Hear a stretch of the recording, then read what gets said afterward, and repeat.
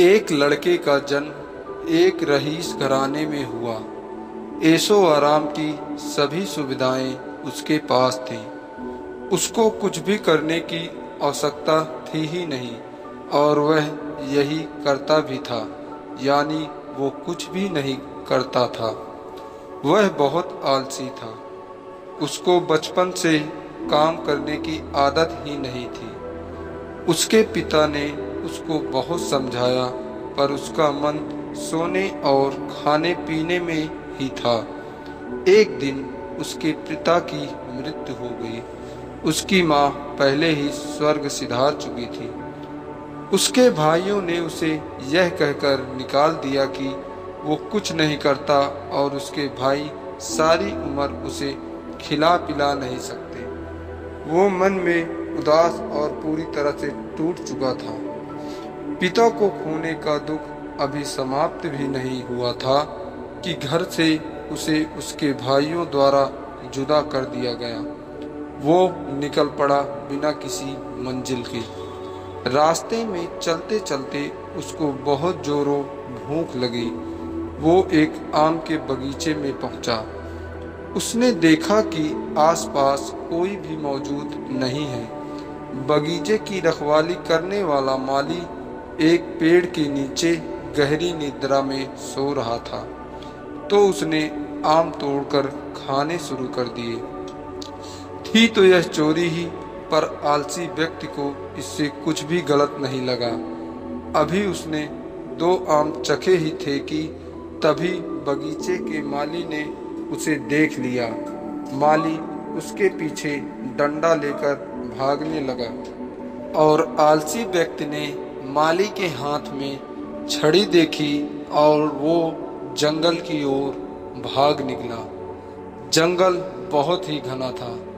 इतने बड़े जंगल में जंगली और खतरनाक जानवरों का होना स्वाभाविक था और आलसी व्यक्ति ने सुबह से केवल 2 आम ही खाए थे। वो भूख से तड़प रहा था। उसने देखा कि जंगल में एक कुत्ता है और उस कुत्ते की 2 ही टांगे हैं। वो कुत्ता धीरे धीरे 2 टांगों पर चल रहा था। आलसी व्यक्ति उस कुत्ते को देखकर समझ नहीं पाया कि यह कुत्ता जंगली जानवरों के बीच जीवित कैसे रह गया, क्योंकि वह तो बेचारा चल भी नहीं पाता था। इस परिस्थिति में इस कुत्ते का जीवित रहना अपने आप में किसी अजूबे से कम नहीं था। आलसी व्यक्ति यह सोच ही रहा था कि उसने एक शेर की दहाड़ने की आवाज सुनी और आलसी व्यक्ति इस दहाड़ को सुनकर घबरा गया। आलसी व्यक्ति ने आगे की ओर नजर डाली और देखा कि शेर उस आलसी व्यक्ति की ओर बढ़ा चला आ रहा था। यह देख आलसी व्यक्ति के होश उड़ गए। वह घबराकर एक पेड़ के ऊपर चढ़ गया। पेड़ के ऊपर से आलसी व्यक्ति ने देखा कि अब कुत्ते की ओर शेर बढ़ा चला आ रहा है। शेर के मुंह से एक मांस का टुकड़ा था। शेर के डर से सभी जानवर भागकर कहीं छुप गए, पर वो 2 टांग वाला कुत्ता भागने को सक्षम नहीं था। वो बेचारा तो ठीक से चल भी नहीं पा रहा था। भागना तो बहुत दूर की बात है। आलसी व्यक्ति ने भगवान से प्रार्थना करनी शुरू कर दी। हे भगवान, इस मासूम जानवर को बचा लो, शेर इसे खा ना जाए। लेकिन जो अगले पल हुआ वो हैरान करने वाला था। शेर के मुंह में जो मांस का टुकड़ा था उसको वह लंगड़े कुत्ते के पास छोड़कर आगे चला गया और आलसी व्यक्ति भगवान के इस चमत्कार को देखकर बहुत प्रसन्न हुआ। आलसी व्यक्ति ने मन ही मन सोचा कि किसी ने उससे कहा था कि भगवान सब कुछ करते हैं, तो उसको तो कुछ भी नहीं करने की आवश्यकता ही नहीं। भगवान ने उसको जन्म दिया है तो उसके बारे में कुछ तो जरूर सोचा होगा।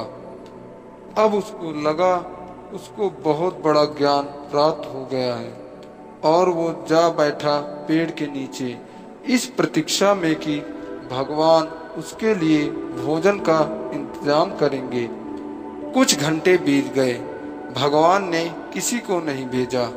आलसी व्यक्ति की नज़र बार बार उस व्यक्ति को ढूंढ रही थी जिसको भगवान ने भेजना था उसको खाना खिलाने के लिए, पर कोई नहीं आया। भगवान ने किसी को नहीं भेजा।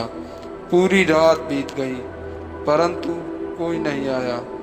अब तो वह कब तक इंतजार कर सकता था। उसके सब्र का बांध टूट गया। उसने सोचा, आखिर भगवान हमें दुख क्यों देता है, और वो लगा जोर जोर के चिल्लाने, भगवान मेरी किस्मत में ही इतना दुख क्यों, इतनी तकलीफ क्यों, क्या बिगाड़ा है मैंने तुम्हारा, आखिर किस बात का बदला ले रहे हो तुम मुझसे। इस आलसी व्यक्ति की बात जंगल में साधना कर रहे एक साधु ने सुन ली। वह साधु आलसी व्यक्ति के पास जा पहुंचा।